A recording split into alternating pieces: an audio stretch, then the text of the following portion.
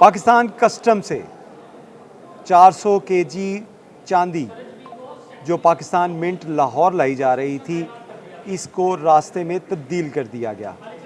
चांदी की जगह शीशे के ब्लॉक्स रखे गए। शीशे के ब्लॉक्स के साथ साथ ऐसी पैकिंग की गई कि किसी को शक भी ना हो। लेकिन जब तहकीकात हुई तो पता चला कि ये चांदी जो 400 केजी से ज़्यादा थी, ये बिल्कुल जाली थी। जी हाँ, आपने बहुत सी मूवीज़ के अंदर ऐसी स्टोरीज़ देखी होंगी जहाँ पे नेशनल ट्रेजरी जो है, सरकारी ख़जाने से बहुत सी कीमती चीज़ें या पैसा या चांदी या सोना लूट लिया जाता है।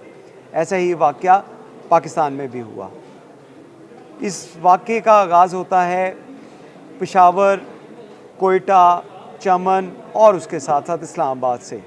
जहाँ पे पूरा एक नेटवर्क, इस नेटवर्क के अंदर जहाँ पे बहुत से इंटरनेशनल स्मगलर, वहीं पे कस्टम के बहुत से अफसरान भी शामिल होते हैं। कहानी का आगाज़ इस तरह हुआ कि पाकिस्तान कस्टम की जानिब से 400 केजी चांदी, 400 किलोग्राम चांदी, उसको ज़ब्त किया गया। ज़ब्तगी के बाद पाकिस्तान कस्टम ने इसको लाहौर मिंट जो है भिजवाना था। ये कोयटा में पकड़ा गया था, बलूचिस्तान में, और उसके बाद इसको लाहौर मिंट में तहकीकात के लिए और इन्वेस्टिगेशन के लिए भिजवाया जाना था। कोयटा से एक गाड़ी जिसके अंदर 36 डब्बे, बड़े बड़े डब्बे, जिसके अंदर वो 400 केजी जो चांदी थी उसकी ब्लॉक्स, उसकी ईंटें रखी गईं और इनको लाहौर मुंतकिल किया जाना था। लाहौर ये गाड़ी पहुंची और गाड़ी पहुंचने के बाद पाकिस्तान मिंट के जब दरवाज़े खुले तो ये तमाम सामान जो था इसको तहवील में ले लिया पाकिस्तान मिंट ने।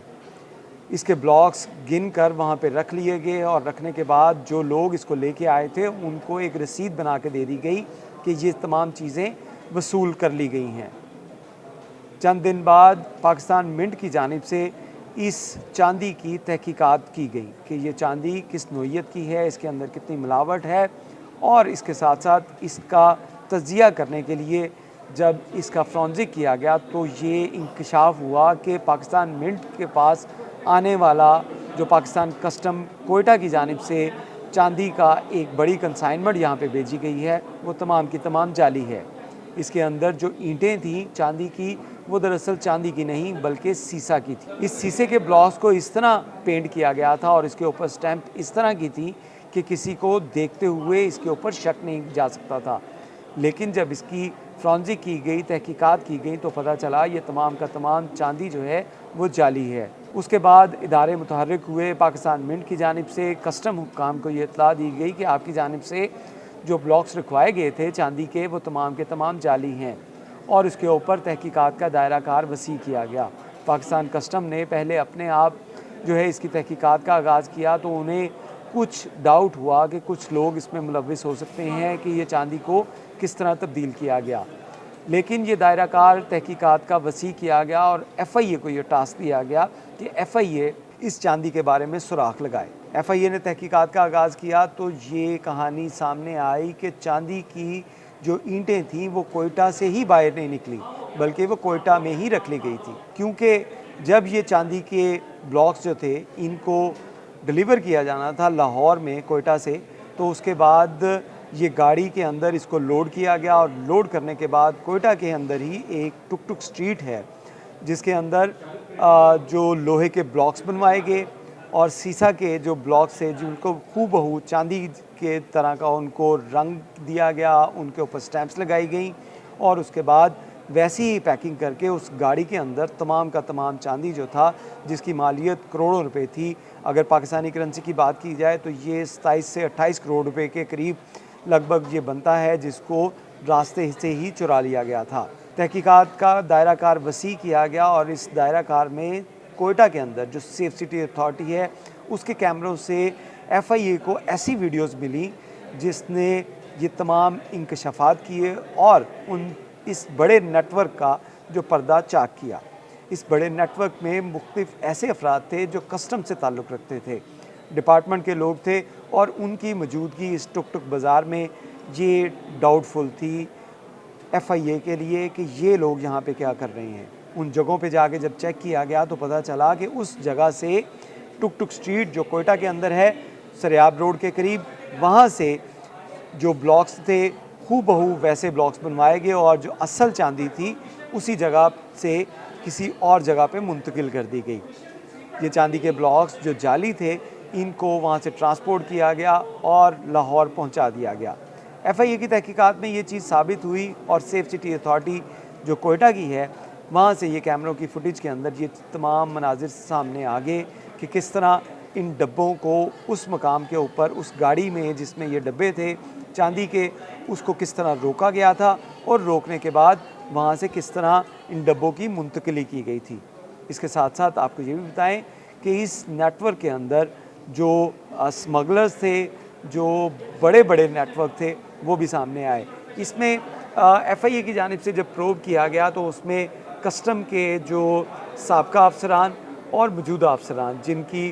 ड्यूटी थी कि वो ये जो ट्रेजर है, ये ख़जाना है जिसको ज़ब्त किया गया है पाकिस्तान कस्टम की जानिब से, इसको महफूज बनाकर वहाँ से निकालते, वो लोग खुद इसमें मुलव्विस थे। एफआईए ने कस्टम के जो अफसरान हैं उन समेत 7 लोगों को गिरफ़्तार कर लिया है। गिरफ़्तार करने के बाद उनके कब्ज़े से अब तक की इत्तलात के मुताबिक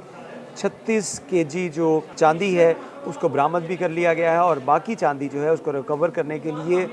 लाहौर, इस्लामाबाद, कोयटा, पेशावर और चमन के अंदर मुख्तलिफ रेड्स की जा रही हैं। और रेड्स के अंदर ये इंकशाफ हुआ कि ये नेटवर्क जो था, इसने ये प्लानिंग किस तरह की। इस प्लानिंग के अंदर था कि गाड़ी को जो है वो कस्टम, पाकिस्तान कस्टम के ऑफिस से, कोयटा से वहाँ से निकाला जाएगा और रास्ते में, क्योंकि ये एक लंबी ट्रैवल जो है उसकी हिस्ट्री है, उस ट्रैवल हिस्ट्री को देखते हुए कितना टाइम लगा इसको लाहौर पहुँचने में और रास्ते में ये कहाँ पे रुकी, इसके लिए सैकड़ों नहीं हज़ारों सेफ सिटी के कैमराज और मुख्तलिफ जो रोड्स के ऊपर कैमराज हैं या प्राइवेट कैमराज हैं उसकी इन्वेस्टिगेशन करना पड़ी। एफआईए को वीडियोस देखी और उसके बाद बिलाखिर ये नेटवर्क जो है इसको बेनकाब किया गया और इसमें तमाम के तमाम लोग जो हैं वो गिरफ़्तार कर लिए गए हैं। 2 ऐसे लोग हैं जो प्राइवेट स्मगलर्स हैं, उनके बारे में एफआईए हुकाम का कहना है कि मोस्ट वांटेड करार देकर उनके ख़िलाफ़ तहकीकात की जा रही हैं और उनकी गिरफ़्तारी भी जल्द मुतवक्का है। पाकिस्तान कस्टम की जानिब से भी इस केस की अपडेट जो हैं वो अपने सोशल मीडिया अकाउंट्स के ज़रिए जो दी गई कि कितने लोग इसमें गिरफ़्तार किए जा चुके हैं और कितना चांदी जो है उसको रिकवर किया जा चुका है। इसमें ये एक बहुत बड़ा मालियाती स्कैंडल था जिसमें एफआईए की जानिब से वर्किंग करते हुए खुसूसी तौर पे डीजी जो डॉक्टर उस्मान अनवर है उनकी जानिब से जो एफ़र्ट्स की गई और जिस तरह उन्होंने इस तमाम नेटवर्क को जो बेनकाब करने के लिए टीम तश्कील दी गई, बलूचिस्तान के अंदर,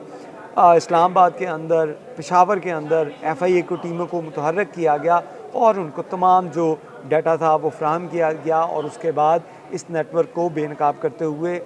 36 किलो से ज़ायद जो है वो चांदी उसको रिकवर कर लिया गया है। इन अफराद के मुख्तलिफ जो अकाउंट्स हैं उनको सीज़ किया जा चुका है और एफआईए ने क्रिप्टो करेंसी और उसके साथ साथ दीगर जो मालियाती स्कैंडल्स हैं उसके तहत इसकी इन्वेस्टिगेशन का आगाज़ करते हुए तमाम बैंक अकाउंट्स की जो वेरिफिकेशन है उसका भी जो है वो उसको भी करना शुरू कर दिया गया है, क्योंकि एफआईए हुक्काम के मुताबिक इसमें ये नेटवर्क इतना ईजी नहीं था इसको जो है वो ब्रेक करना। इसके लिए बहुत एफ़र्ट की गई और एफ़र्ट के साथ साथ एफआईए ने जिस तरह इनके अकाउंट सीज़ किए और इस अकाउंट सीज़ करने के बाद मज़ीद जो है वो इंकशाफात होने की तवक्का है कि किस तरह ये पैसा इसको मनी लॉन्डर किया जा रहा था या इस पैसे को किस तरह क्रिप्टो करेंसी के अंदर कन्वर्ट किया जा रहा था। इसकी तहकीकात होना जारी अभी बाकी है, जिसके बाद मज़ीद गिरफ़्तारियाँ जो हैं वो भी मुतवक्का हैं। पाकिस्तान मिंट के पास, क्योंकि पाकिस्तान मिंट की अगर बात की जाए तो यहाँ पे अभी सिर्फ सिक्के बनाए जाते हैं, लेकिन इसके साथ साथ किसी भी जगह के ऊपर अगर कस्टम ऐसी कोई धात जिसमें चांदी हो, सोना हो, सिल्वर हो या कोई भी तांबा या कोई भी धात जो इसको पकड़ा जाएगा तो उसको फॉरेंसिक के लिए या उसकी तहकीकात के लिए, उसकी